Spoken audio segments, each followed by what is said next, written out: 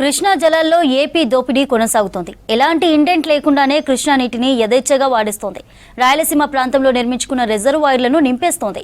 Season ప్రారంభం నుంచి ఇప్పటి వరకు పోతిరెడ్డిపాడు, హంద్రీనీవా ద్వారా ఏకంగా 165 టీఎంసీల నీటిని తరలించుకుపోయింది. ఆగస్టులో ఏకంగా 80 టీఎంసీలకు పైగా నీటిని ఎత్తుకుపోయింది. ఇదే సమయంలో మన రాష్ట్రం 5 టీఎంసీలను కూడా సరిగ్గా తీసుకోలేదు.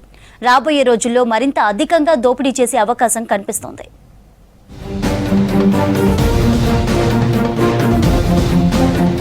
గతేడాది కృష్ణా జలాలను కేటాయింపులకు మించి ఏపీ తరలించకపోయిందని రాష్ట్ర ప్రభుత్వం తీవ్ర ఆందోళన వ్యక్తం చేసింది. కృష్ణా బోర్డుకు కూడా అనేకసార్లు ఫిర్యాదు చేసింది.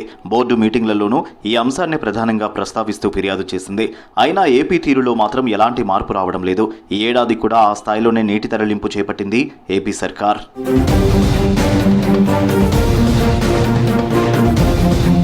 ఈ సీజన్లో వర్షాలు సమృద్ధిగా కురవడంతో మన రాష్ట్రం పొరుగు రాష్ట్రం ఎలాంటి ఇండెంట్ అడగలేదు. గేట్లు ఎత్తి నీరు దిగువకు వదులుతుండటంతో ఆ అవసరం రాలేదు. అయితే ఏపీ మాత్రం రాయలసీమలో నిర్మించుకున్న ప్రాజెక్టులకు పోతిరెడ్డిపాడు, హంద్రీనీవాతో నీటిని దొంగతనంగా ఎలాంటి ఇండెంట్ పెట్టకుండా బోర్డు అనుమతి లేకుండానే అక్రమంగా తరలించుకుపోతోంది.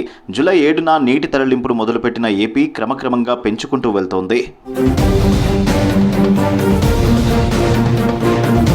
జూలై 7న 5,000 క్యూసెక్లను పోతిరెడ్డిపాడు నుంచి తరలించిన ఏపీ ప్రస్తుతం రోజు 30,000 క్యూసెక్లను తరలిస్తోంది. కేవలం పోతిరెడ్డిపాడు నుంచి జూలై నెలలో 150 టీఎంసీలు అక్రమంగా తీసుకెళ్లింది. హంద్రీనీవా నుంచి 15 టీఎంసీలకు పైగా నీటిని మళ్లించింది. అలాగే ఆగస్టు నెలలోనూ 80 టీఎంసీలకు పైగా నీటిని తరలించింది. సెప్టెంబర్ నెలలోనూ నిత్యం 3 టీఎంసీలకు పైగా నీటిని రాయలసీమ ప్రాంతానికి తరలిస్తూనే ఉంది. ఇదే సమయంలో తెలంగాణ రాష్ట్రంగా మనం కేవలం 5 టీఎంసీల నీటిని కూడా వినియోగించుకోలేదు.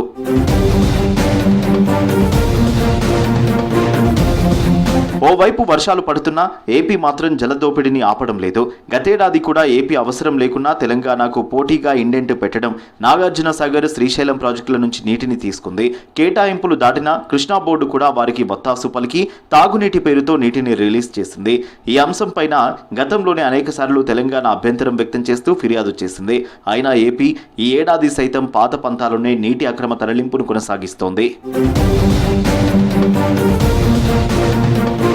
ఇదే టైంలో నాగార్జున సాగర్ కింద సాగునీటి అవసరాలపై తెలంగాణ అధికారులు లెక్కలు తేల్చారు.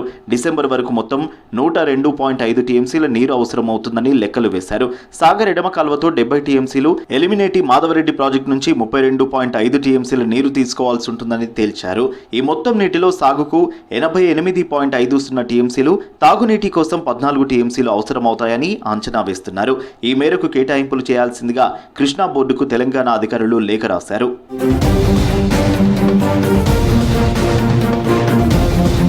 జూన్ 1 నుంచి ఆగస్టు 31 వరకు తెలంగాణ రాష్ట్రం సాగర్ నుంచి 26 టీఎంసీలు వాడుకుంటే ఏపీ మాత్రం 28 టీఎంసీలు వినియోగించుకుందని బోర్డుకు తెలిపారు.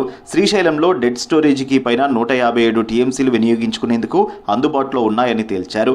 మరి ఈ జలదోపిడికి ఎప్పుడు ఫుల్ స్టాప్ పడుతుందో చూడాలి.